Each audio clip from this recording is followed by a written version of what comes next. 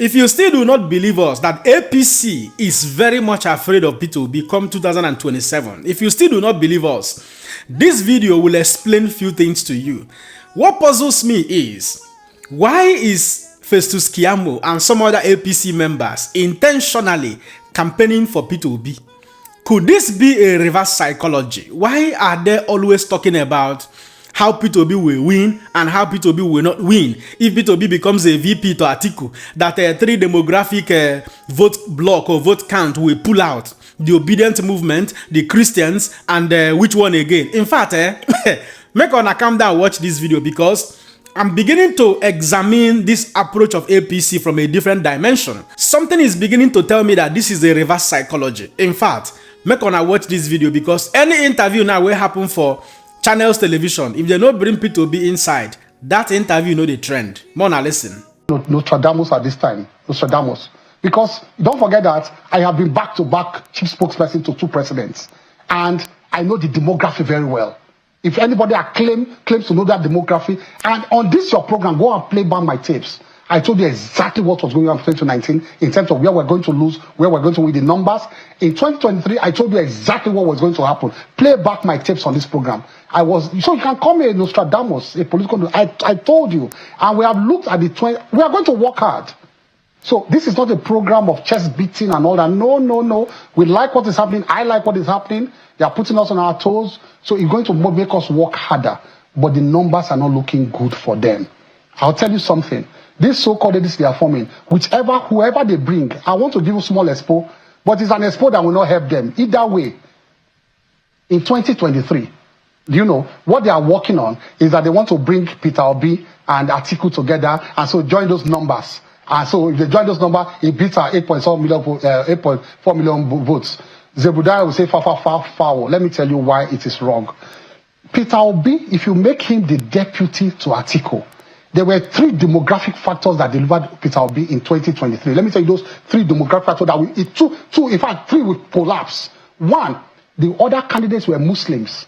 And so there was only one Christian candidate. So the whole Christian demography went to 1 point.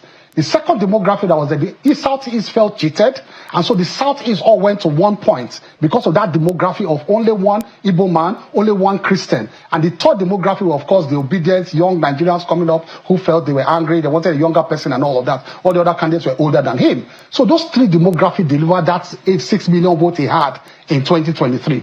Once you make Obi the deputy to Atiku, the Christian demography will pull out of that 6 million votes. But they will not go to Tinubu. If they remain at political, we are good. No, if they remain at political, we are good. But don't forget that the president also has a pastor who is a wife. A wife who is a pastor. And so that Christian demography will snatch some of them and increase our votes. Don't forget too that Southeast demography that supported him, once it's Atiku, they will pull out. They will not support him. They will not. The pastors cannot come out campaigning for an 80-year-old Muslim president. They will not do that. So he will lose that demography.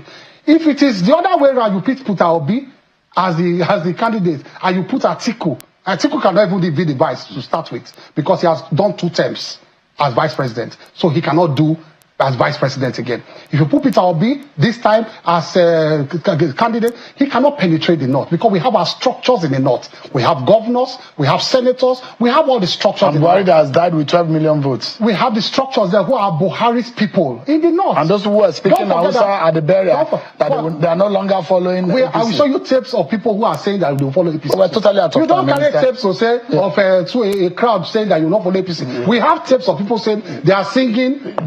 Jungle is maturing. We'll see what happens. It has matured. It has matured. Festus Kyamo, after I saw this very interview from Aviation Minister Festus Kyamo, although Shehu, I don't say anybody will come your station if you never ask question about Peter Obi, you no go rest. Because that is the only man that commands, opinion and commands crowd in the Nigeria of today. But anyways, I'm beginning to think differently from different dimensions this time.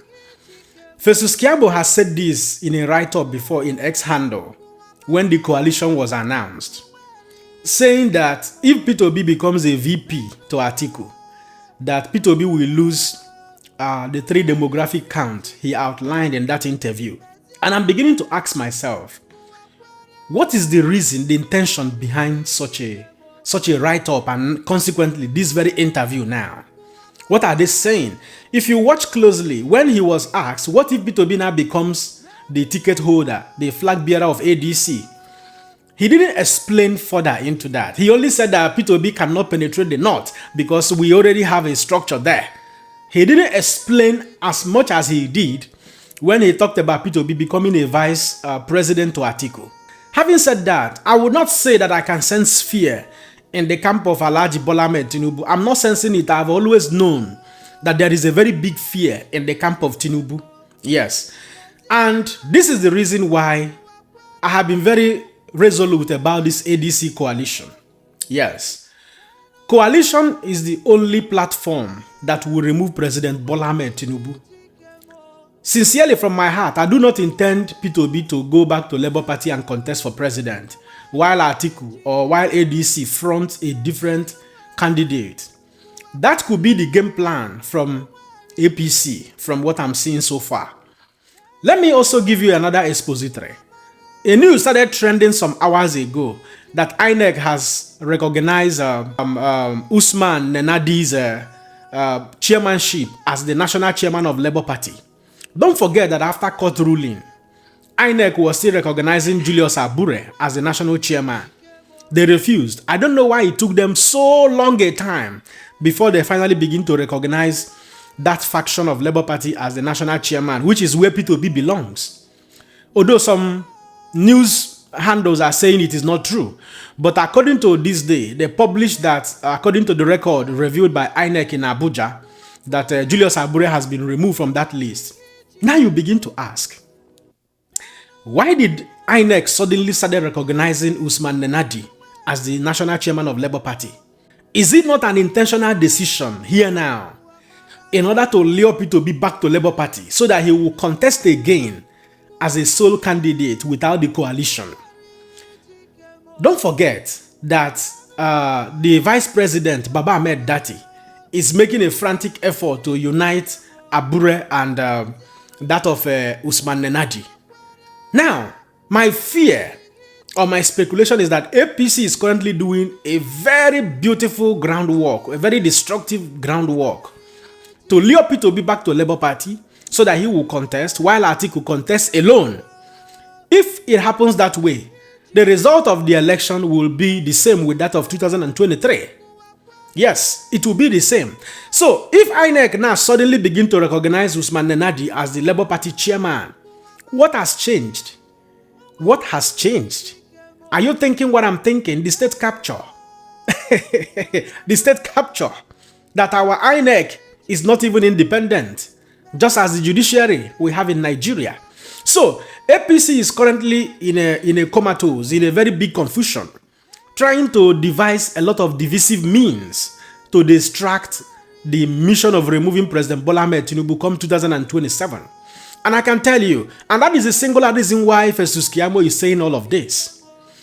If care is not taken that Atiku did not shelve his presidential ambition, the coalition will fail. If Atiku contests in parallel with Peter Obi, Atiku from ADC, Peter Obi in Labour Party, or Peter Obi in PDP, whichever, it will be a failed, all this effort we are making here will be an exercise in futility. So, His Excellency Mr. Gregory Peter Obi must understand that the coalition is important. Every voices that matters in that coalition need to begin to engage Alhaji Atiku Abubakar to step down his political ambition. At this point, I will even be happy to see somebody like El Rufai or Kwankwaso or any other, big and mighty from the northern extraction becomes a running mate to Peter Obi in order to penetrate the north effectively. I will even be very happy to see that happen. But Atiku need to step down his political ambition. Otherwise, this whole effort we are making will be an exercise in futility. The coalition will destroy every form of rigging because the only demography that APC has is the INEC. INEC and judiciary. That is their own voting bloc. You know what I mean? But if this coalition comes together, it becomes very difficult for them, even with their institution of rigging and rascality, it becomes very difficult for them to rig the election.